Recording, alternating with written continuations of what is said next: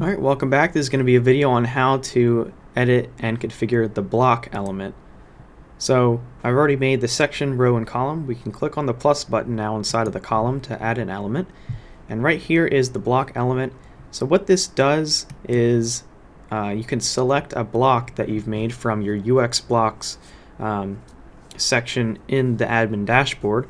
And so currently right now this footer is a UX block. So I can actually go in here and we've made a couple of blocks: header block 1, header block 2, and footer. So if I select footer, whatever I've made in the UX blocks for footer is going to show up here.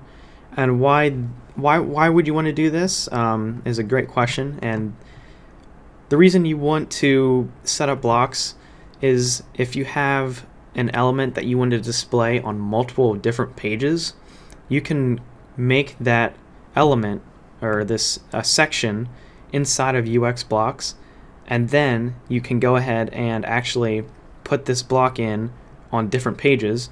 And when you update and make changes to the block, which will be in another video on how to do that and edit everything like that, it's going to make those changes on the block, which is going to update on all the pages that you've added this block to. So that's just kind of an importance thing of why you would want to use blocks and what they are.